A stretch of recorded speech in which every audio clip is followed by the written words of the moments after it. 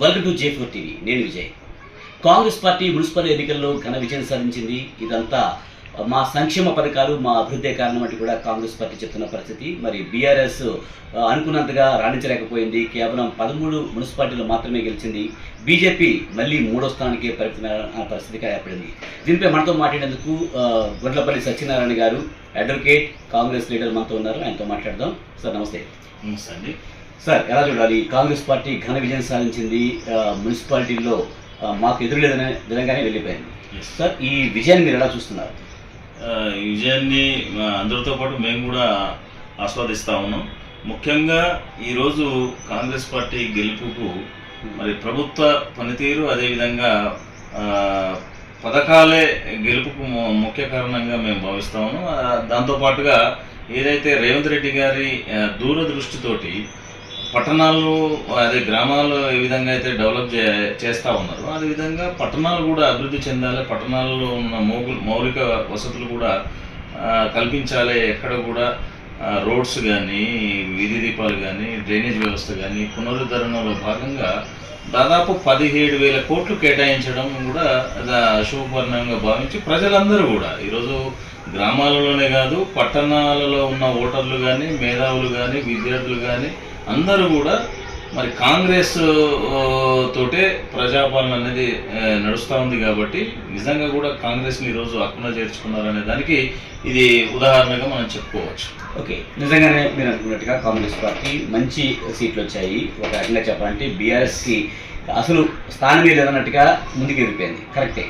ఇదంతా బలుప వాప. ఎందుకంటే నిజానికి ఈ అధికార పార్టీకి మున్సిపాలిటీల్లో మెజార్టీ రావడం అనేది చాలా కామన్ విషయం. ఇదంతా చూసుకుని ఇదంతా మా పాలన దక్షత అనుకుంటున్నారు కాంగ్రెస్. కానీ అది కాదు. నిజానికి మున్సిపాలిటీలు, స్థానిక సంస్థల ఎన్నికల్లో సాధారణంగా అధికార పార్టీకి ఇస్తారు. ఎందుకంటే తమకు ఫండింగ్ రావాలంటే ఖచ్చితంగా అధికార పార్టీ గెలిస్తేనే మాకు లాభం ఉద్దేశంతో ప్రజలు ఓటేశారు. కానీ ఇదంతా ప్రజాభిమానం కాదు అంటున్నారు. అని మీరు అంటున్నారా, లేకపోతే ప్రతిపక్షాలే అంటున్నాయి? ఎందుకంటున్నానంటే మీరు ఒకసారి చూడండి, ఎక్కడ కూడా ప్రజాపాలనలో ప్రజల పాల్గొన్నట్టుగా స్పష్టంగా మనకు కనపడతా ఉంది. ప్రజాస్వామ్యబద్ధంగానే ఎన్నికలు జరిగినాయి. రెండొకటి ఏంటంటే ఇక్కడ బలుపు వాపు అనేది ఏం లేదు. మేము చేస్తున్నది ప్రజాపాలనలో మా రేవంత్ రెడ్డి గారు, ముఖ్యమంత్రి గారి ఆధ్వర్యంలో, మహేష్ గౌడ్ గారు పిసిసి అధ్యక్షులు వారి నేతృత్వంలో ఈరోజు అందరూ లీడర్లు కూడా ఇర్రెస్పెక్టివ్ ఆఫ్ పోస్టులు కానీ, క్యాడర్ కానీ అందరూ కూడా కష్టపడి పనిచేస్తూ ఉన్నారు. ప్రజలు మనకు అవకాశం ఇచ్చారు, దానికి తప్పకుండా వారికి సేవ చేయాలని దృక్పథంతో పనిచేస్తూ ఉన్నారు. దానికి నిదర్శనం మీరు ఒకసారి చూడండి. ఈ రోజు కాదు ప్రతిపక్షాలు మాట్లాడుతుంది, 2023 నుంచి ఏదో ఓటమి తర్వాత కూడా ఎన్నో మాట్లాడారు. మరి ప్రభుత్వం ఏర్పడడానికి కూడా ఇది కూలుతుందా, ఉంటుందా, పేకమెండ లేకపోతా అన్నారు. 2-4 సంవత్సరాలు అయింది. ఈ పరిపాలన చేత కాదన్నారు. అయినా మా ముఖ్యమంత్రి, గౌరవ ముఖ్యమంత్రి గారు ఎక్కడ కూడా ఇవన్నీ కూడా పెడచేవలో పెట్టి వారి పని వారు చేసుకుంటా ఉన్నారు. మంత్రివర్గం కూడా ఎక్కడ కూడా వారి ప్రజల కోసం, అంటే హైదరాబాద్ వరకే కేంద్రీకృతం కాకుండా నియోజకవర్గాలు వారి వారి ఇన్ఛార్జి ఇచ్చినటువంటి జిల్లాల్లో ఎప్పుడు కూడా ప్రజల మధ్యలోనే ఉంటా ఉన్నారు. ప్రజా సమస్యలు తెలుసుకుంటా ఉన్నారు. ఏం కావాలనేది వారి వంతుగా వారు చేస్తూనే ఉన్నారు. సో ఇక్కడ మనం ఒకసారి గమనించినట్లయితే మరి 10 ఏళ్లలో వారు చేసిన ఆర్థిక అరాచకమే కావచ్చు, స్కీమ్ల పేరు మీద స్కామ్లే కావచ్చు, ఇవన్నీ కూడా ప్రజలు గమనించినారు. సో దాని గురించే కదా మరి కాంగ్రెస్ ఎన్నుకున్నది. ఈ రోజు మీరు ఒకసారి గమనించండి, మన చిన్నప్పటి నుంచి కూడా మనం చూస్తా ఉన్నాం. ఈ రోజు కూడా ఏ ఊర్లోనైనా ఇందిరమ్మ ఇల్లు లేని ఊరు ఉన్నదా? కాంగ్రెస్ ప్రభుత్వం ఉన్నప్పుడు రేషన్ కార్డులు కానీ, మరి ఆరోగ్యశ్రీ పథకం కానీ, ఇవన్నీ కాంగ్రెస్ ప్రజాహితం కోసం తెచ్చిన పథకాలే. సో ఇవన్నీ కూడా చూసారు కాబట్టి మళ్ళీ వాటిని పునరుద్ధరణ క్రమంలో ఈరోజు 2.5 సంవత్సరాల్లో మళ్ళీ కూడా, అంటే కాంగ్రెస్ ప్రభుత్వము ఇల్లు లేని వారికి ఇల్లు ఇచ్చే ప్రయత్నం చేస్తూ ఉన్నది. ఒకవేళ మీకు సొంత జాగా ఉంటే వారికి 5 లక్షల రూపాయలు ఇచ్చే ప్రయత్నం చేస్తూ ఉన్నది. మనం 10 ఏళ్ళు, దాదాపు 10-12 ఏళ్ళు బీఆర్ఎస్ పరిపాలన చేస్తే కొత్తగా ఒక్కరికన్నా ఒకరికి రేషన్ కార్డు ఇచ్చిన దాఖలాలు ఉన్నాయండి. సో ఇవన్నీ కూడా ప్రజాహితం కోసం చేస్తూ ఉంది. కాబట్టి ప్రజలు మెచ్చారు. కాబట్టి ఇప్పుడు వారు ఓడిపోయిన వారు ఏదైనా మాట్లాడతారు. ఓడిపోయిన వారు బల్బ్ అంటారు, అల్పు అంటారు. వారు అలసిపోయారు యాక్చువల్గా. మీకు అనిపించలేదంటే అలసిపోయి బల్బు మోడల్ మాట్లాడతారు, వాళ్ళు మాట్లాడతారు. అన్నట్టు కాంగ్రెస్ పార్టీ అన్ని చోట్ల భారీ విజయం సాధించింది, చాలా మంచి పర్ఫార్మెన్స్ ఇచ్చిందని చెప్తున్నారు. కానీ 36-37 మున్సిపాలిటీల్లో మెజారిటీ ఎవరికి రాలేదు, హంగ్ ఏర్పడింది. ఓటర్లు కన్ఫ్యూజ్ అయ్యారా, లేకపోతే కాంగ్రెస్ పార్టీ మీద డౌట్ కొద్దీ అటు ఇటుగా చేశారా? ఇప్పుడు జనరల్గా ఏం జరుగుతుందంటే, మనం కాంగ్రెస్ ఏ పార్టీలను కూడా తక్కువ అని అనడానికి అనట్లేదు కాంగ్రెస్. ముఖ్యంగా ఏంటంటే ఇప్పుడు బీజేపీ ఉన్నది. బీజేపీ ఎమ్మెల్యేలు ఎంపీలు ఉన్న దగ్గర వారి కొంత ప్రభావం చూపిండవచ్చు. అదేవిధంగా బీఆర్ఎస్ మీరు కంపేర్ చేసుకుంటే బీఆర్ఎస్ మొదట ఉన్నంత బలంగానే ప్రజాదరణ ఈ రోజు లేదు. సో కొంత అదొక కారణం అయి ఉండొచ్చు.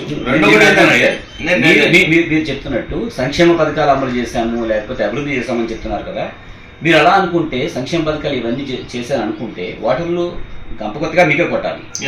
కానీ ఓటర్లు అభివృద్ధి జరిగిందా జరగలేదా, సంక్షేమ పథకాలు అమలైంది అమలైన కన్ఫ్యూజన్ ఏమైనా ఉన్నారా, కాంగ్రెస్ పార్టీ కన్ఫ్యూజన్ లో ఉందా? యాక్చువల్ గా కొన్ని దగ్గర ఏం జరిగిందంటే, కాంగ్రెస్ పార్టీకి సంబంధించి అంటే ప్రజాదరణ ఉన్నది, ప్రజలు ఆదరిస్తున్న పార్టీలోనే పోటీతత్వం ఎక్కువ ఉంటది. సో మా దాంట్లో కొంతమంది రెబల్స్ చేసినారు. సో వారు కూడా గెలిచినారు. గెలిచిన దగ్గర మళ్ళీ మా దగ్గరికి వస్తారు. ఇప్పుడు ఏదైతే మీరు 36 మున్సిపాలిటీస్ ఏదైతే హంగ్ అంటున్నారో అవి కూడా కాంగ్రెస్ ఖాతాలో పడేటివే. ఈ రోజు క్యాంప్ అని కాదు, కానీ వాళ్ళు కూడా తప్పకుండా ఇప్పుడు వచ్చేవాడిని స్వాగతిస్తుంది. కాంగ్రెస్ పార్టీ అధికారం ఉంది, బలం ఉంది, డబ్బు ఉంది. అలా కాదండి, డబ్బు అంటే ఇప్పుడు కేంద్ర ప్రభుత్వం దగ్గర దునియా ఉంది. మనం ఈ రోజే న్యూస్ పేపర్ లో చూసాము, ఎలక్ట్రికల్ బాండ్స్ భారతదేశంలో ఏ పార్టీకి లేనన్ని బాండ్స్ రాజకీయ పార్టీకి వాళ్ళకే వచ్చినాయి. 3,000 చిల్లర కోట్లు వారి రాజకీయ పార్టీకి వచ్చినట్టు ఈ రోజు పేపర్లో చూసాను.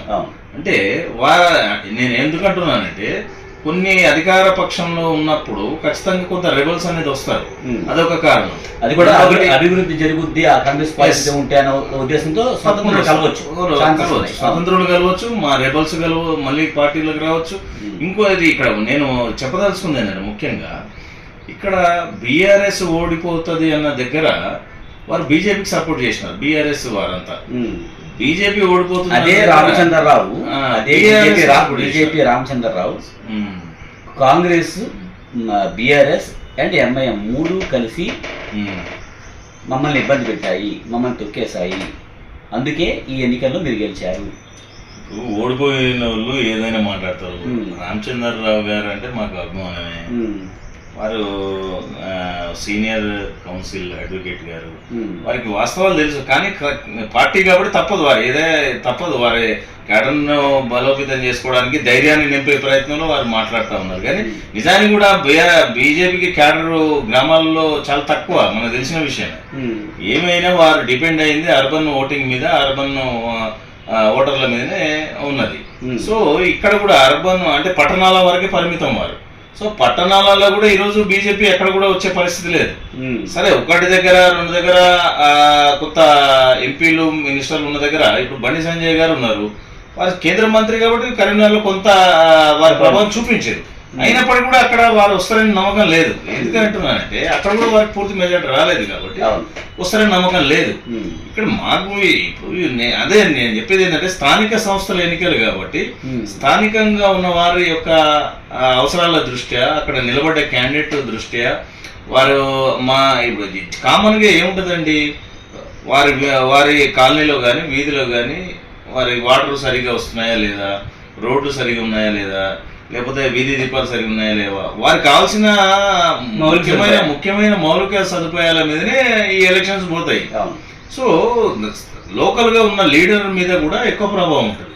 సో ఇక్కడ పార్టీలు ఏ పార్టీ అయినప్పుడు కూడా, కాబట్టి మా కలిసి వచ్చిన అంశం కావచ్చు, మేము సంతోషపడే అంశం ఏంటంటే, అందరూ కూడా ప్రజలందరూ కూడా మా క్యాండిడేట్లను నమ్మిరు కాబట్టి మాకు అత్యధికమైన మెజార్టీ దాదాపు 80-85% మరి మున్సిపాలిటీస్ మాకు వస్తాయి. ఓకే, మీరు చెప్తున్నట్టు మీకు మంచి మెజారిటీ వచ్చింది, అందులో కాదనలేము, కరెక్టే. కానీ వడ్డే పనిలో కాంగ్రెస్ బీఆర్ఎస్ నడ్డి విరిచారు. కవిత ఆల్ ఇండియా ఫార్వర్డ్ బ్లాక్ తరఫున ఆమె పోటీ చేయించారు వాళ్ళ అభ్యర్థుల్ని, మంచి ఘన విజయం సాధించారు. ఇప్పటి వరకు ఆమె జస్ట్ బీఆర్ఎస్ లో ఒక ఎమ్మెల్సీగా ఉన్నారు, కేసీఆర్ కూతురుగా మాత్రమే తెలుసు. రాబోయే రోజుల్లో ఆమె ప్రభావం చూపించబోతున్నారా? ఆమె ప్రభావం చూపిస్తే కాంగ్రెస్ పార్టీకి నష్టం జరిగే అవకాశం ఉంటుందా? ఎందుకంటే బీఆర్ఎస్ వ్యతిరేకంగా వెళ్ళే అవకాశం కనిపించట్లేదు, మరి కాంగ్రెస్కి వ్యతిరేకంగా వెళ్ళే అవకాశం కనిపిస్తుందా? రాబోయే రోజుల్లో కవిత మంచి నాయకులుగా అయ్యే అవకాశం కనిపిస్తుందా? లీడ్ పొజిషన్ ఉండే అవకాశం ఉందా? లీడ్ పొజిషన్ ఉంటుందా లేదనేది ప్రజలు నిర్ణయిస్తారు. వారు కొత్త పార్టీలు వస్తున్నాయంటే మేము కూడా స్వాగతిస్తాం. ఇప్పుడు ఇంకోటి ఏంటంటే వడ్డేపల్లి అంశంలో అక్కడ నేనేం చేయాలంటే లోకల్గా ఉన్న లీడర్స్ బీఆర్ఎస్ సంబంధించిన నాయకులు కొందరు జాగృతిలో జాయిన్ అయ్యారు. సో వారి ప్రభావంతో అక్కడ గెలవ పొందడం జరిగింది. కానీ అలాంటి ఇప్పుడు వారు పోటీ దాదాపు 200 వార్డులలో చేసినారు, మరి కేవలం అక్కడే గెలిచారు కదా. అంటే ఆమె ప్రభావం ఎంతవరకు ఉంది? కవిత ప్రభావం కాదు అది, అక్కడ ఉన్న స్థానిక నాయకుల ప్రభావం, స్థానికంగా నిలబడ్డ వారి ప్రభావం అది తప్ప వారు నేనేమనుకుంటున్నాను వారు చివరి వరకు మరి వారు అక్కడ ఉంటారా మరి లేకపోతే వేరే పార్టీలో పోతారని కూడా మనకు తెలియదు కదా, చెప్పలేము. Okay, so right thank you very much sir, మీరు మీ విలువైన సమయం కేటాయించింది. థ్యాంక్ యూ వెరీ మచ్ అండి. మొత్తానికైతే కాంగ్రెస్ ఘన విజయం సాధించింది. కేవలం తమ పార్టీ అభివృద్ధి అలాగే సంక్షేమ పథకాలు అమలు చేయడం వల్లే ఈ విక్టరీ దక్కిందనేది కాంగ్రెస్